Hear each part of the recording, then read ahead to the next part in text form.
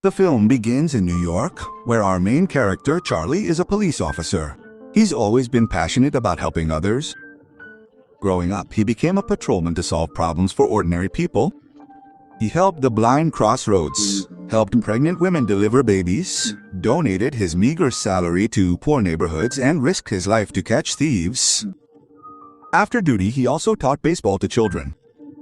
This earned him immense respect in the neighborhood and earned him numerous awards. But his wife, Muriel, was the complete opposite, selfish and greedy. She openly criticized Charlie's shortcomings in front of her salon customers, claiming her husband was stubborn and didn't even know how to take bribes. They lived in poverty, but driven by his honesty. One day, after finishing his shift, Charlie stops at a cafe with his partner. There, he spots a beautiful blonde waitress and is captivated by her. She also takes a liking to him, but then they get a call about a crime and have to leave without eating. It's Charlie's turn to pay the bill, but his wallet runs low. Seeing his tension, the waitress angrily announces that the cafe offers free lunch today, but Charlie refuses. Then he finds a lottery ticket in his pocket, and an idea comes to him. Charlie hands it to the waitress, promising that if he wins, he'll get half the price, or else he'll come back tomorrow and pay double the price for his meal. The waitress smiles and agrees. That evening, Charlie is playing baseball with the boys downstairs in his apartment when his wife yells out the window, calling him inside. He leaves with a heavy heart, as his wife used to get upset over every little thing. When the lottery draw was on TV, she yelled that Charlie had entered the wrong date for their wedding anniversary on the ticket.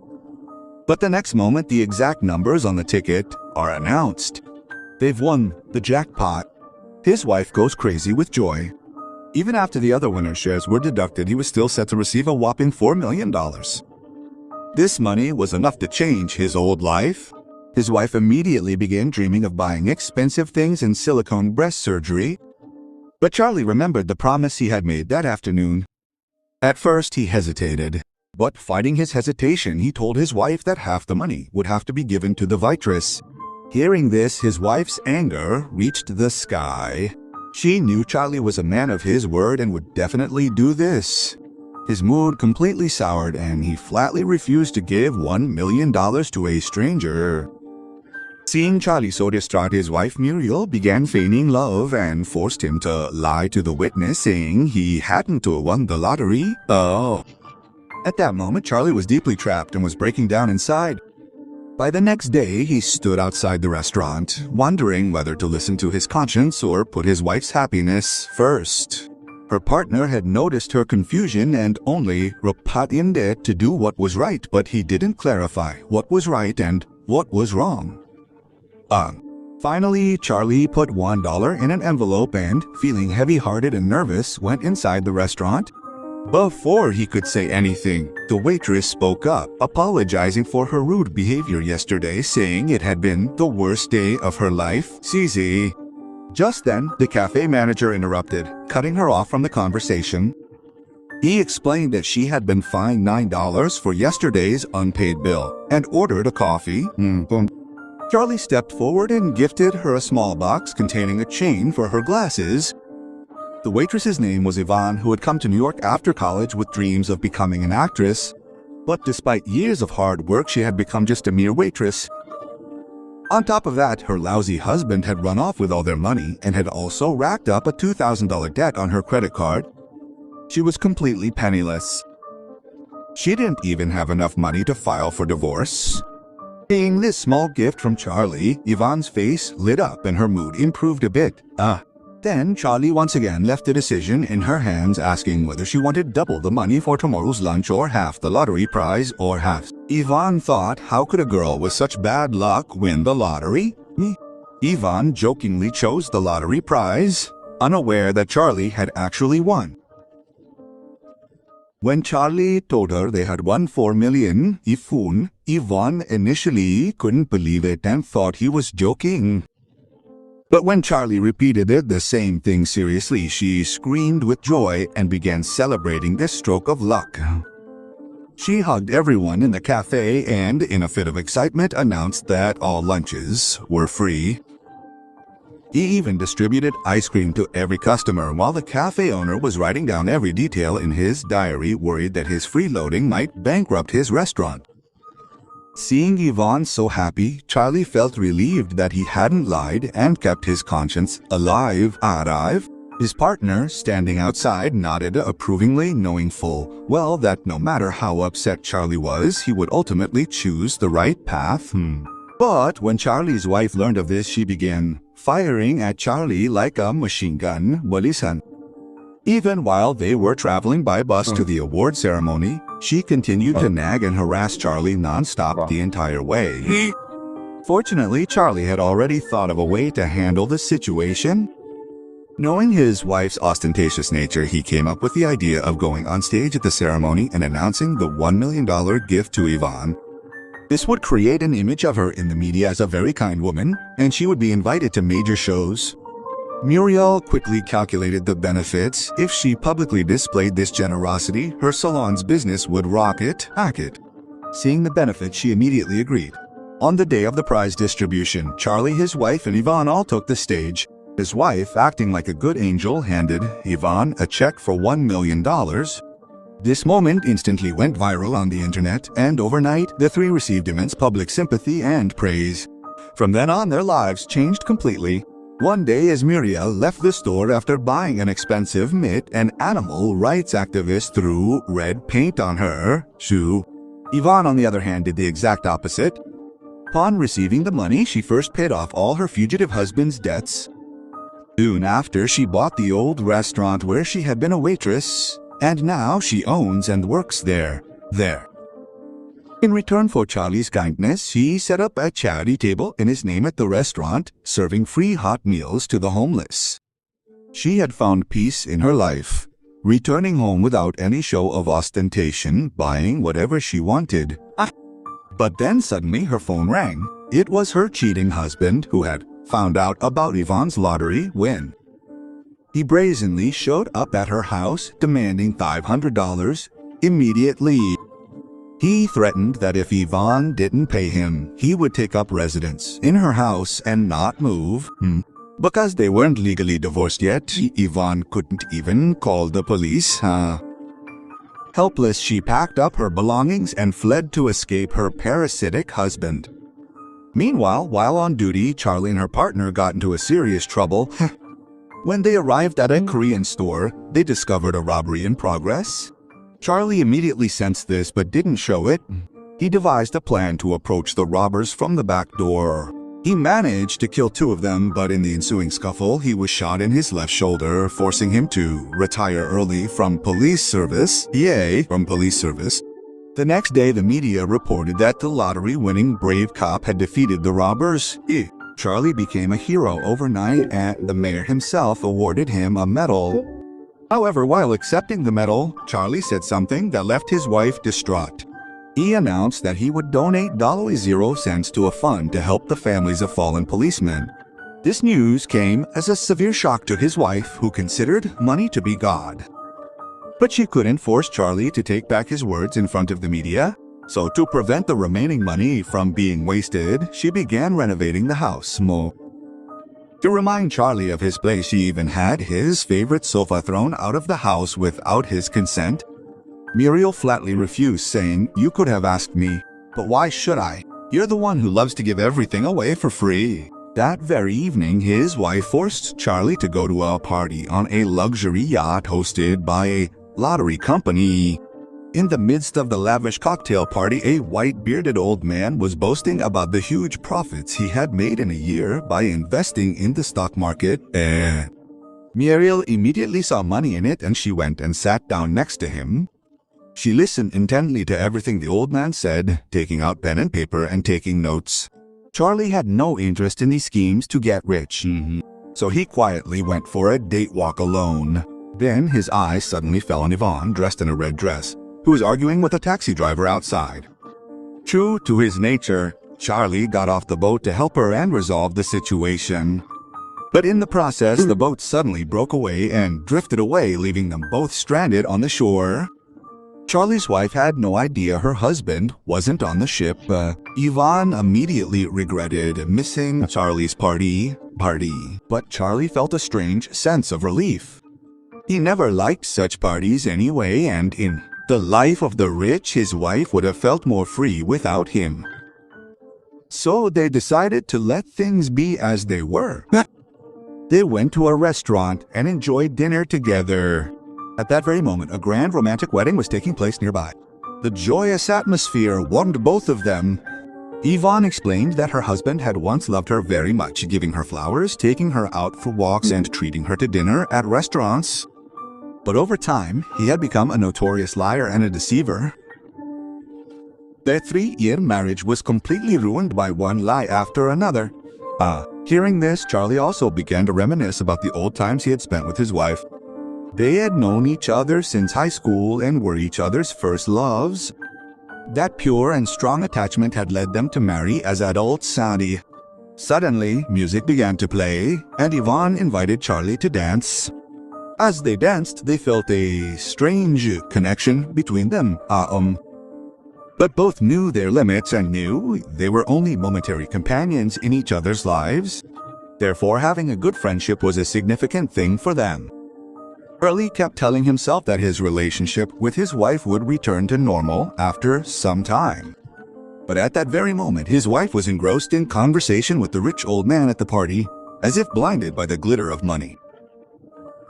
Even when the ship docked and Charlie arrived to pick her up, she didn't forget to smile at the white-bearded man, as Charlie had promised Yvonne the previous night. So the next morning, they went roller skating in a nearby park. Initially, Charlie's balance was off and he fell straight down the slope into a lake. This made Yvonne burst out laughing. These two kind-hearted people then reached the metro station, where they made metro rides free for the public by donating money from their own pockets. Even though it was a small gesture, it brought a warm smile to the faces of those tired and exhausted. In the days to come, they did many other charitable deeds, such as renting an entire baseball field for children, friends, and relatives so they could spend a relaxing weekend together. Their act inadvertently sowed the seeds of hope and dreams in the hearts of those poor children who had never had the opportunity to enjoy such joys of sports in their lives. But the day Charlie happily returned home with those children to the entrance, he found his wife had thrown all his belongings out. In fact, the news of their charity work with Yvonne at the metro station had been published in the newspaper. Muriel saw this and immediately accused them of having an affair. No matter how much Charlie tried to reason with her, she refused to listen, accept it. To vent her anger, she even insulted Charlie severely. Even after hearing such false accusations from his own wife, Charlie didn't retaliate because he knew himself well and knew he couldn't change his habits. His wife understood this as well, so she took the initiative and proposed divorce. Meanwhile, when Yvonne arrived home, she found her fugitive husband wandering around the apartment wrapped in nothing but a towel. She was in deep trouble because of this despicable husband. When she learned that Yvonne had inherited millions, the shameless man, deeply in debt, barged into her house to extort money and immediately demanded 500. He threatened that if Yvonne didn't pay, he would sit there and never leave the house. Other women alabos. Because they were still legally married, Yvonne couldn't even seek police help. Helpless, she packed up her belongings and fled to escape her parasitic husband. When she checked into the city's most expensive plaza hotel, she coincidentally ran into Charlie, who was staying there after separating from his wife. The feelings they had suppressed for so long could no longer be hidden, and true love blossomed between them. But fate had other plans. After a wonderful night together, as they arrived at the hotel entrance the next morning, they were mobbed by reporters. In fact, the hotel staff had recognized them the previous night, and the news spread like wildfire that they were living together, as neither had officially divorced yet.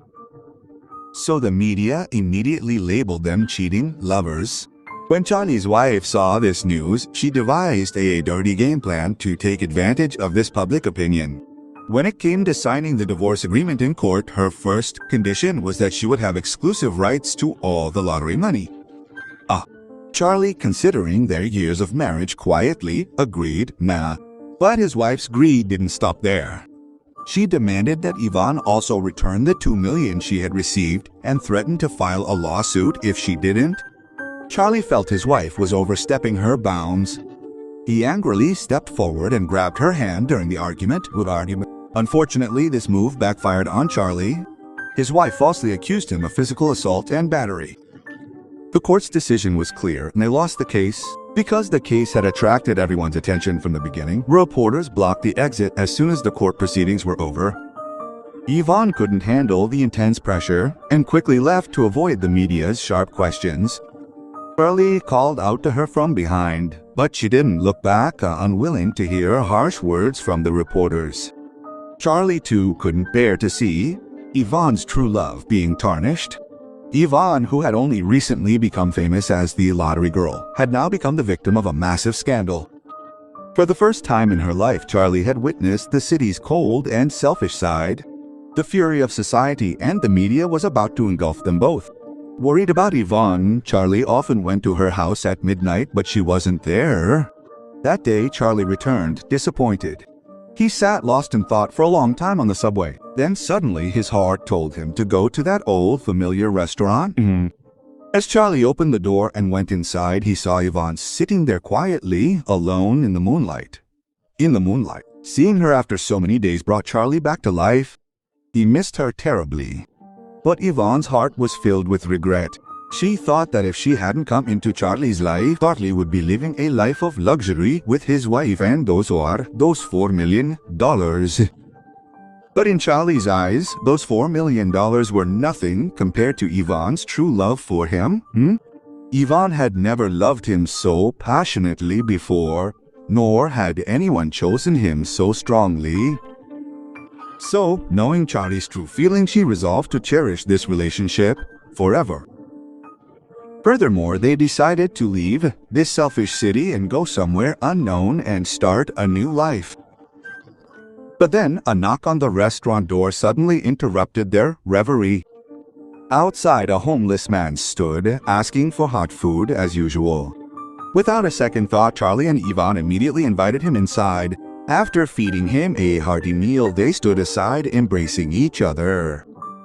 Meanwhile, the homeless man seized the opportunity and secretly took out a camera to capture their sweet moment. In reality, he wasn't a beggar, but a renowned reporter with 10 years of experience disguised throughout the film. He was searching for a true and heartwarming story from the perspective of the city's poor and ordinary people. Charlie and Ivan, caught in the storm of societal taunts and slander, had reached the brink, yet their true love and kindness for each other remained alive. Even though the court's verdict couldn't be reversed, the reporter's honest article published in the newspaper restored Charlie and Ivan's lost dignity. Spread throughout the city, the article shook the hearts of every citizen, though Charlie and Ivan knew nothing about it. When they visited that memorable restaurant for the last time before leaving the city, they were stunned by the sight. The entire restaurant was filled with letters, each envelope containing a small amount of money. In fact, at the reporter's request, the townspeople had volunteered to create a tip fund for Charlie and Ivan, believing that a good society should never allow injustice to happen to honest people. For the next 3 days, envelopes filled with money continued to arrive. When the money was finally counted, the total amount reached a whopping $600. Ivan used the money to buy back her restaurant, and Charlie returned to his old police job with honor. Meanwhile, Charlie's ex-wife Muriel had married the wealthy, white-bearded man from the boat party. But her fate was a disaster. The man turned out to be a notorious fraud. Shortly after their wedding, he took away all their money and property and disappeared. Muriel became completely penniless and eventually had to abandon all her pride and take a small job at a nail salon. The story ends with a beautiful hot air balloon soaring high above the city center. Holding hands, Charlie and Ivan scatter their wedding invitation cards from the balloon like flower petals across the city. Floating in the air, the cards looked as beautiful as festive ribbons. This scene not only showcased the triumph of their true love, but also made their unique story a memorable one.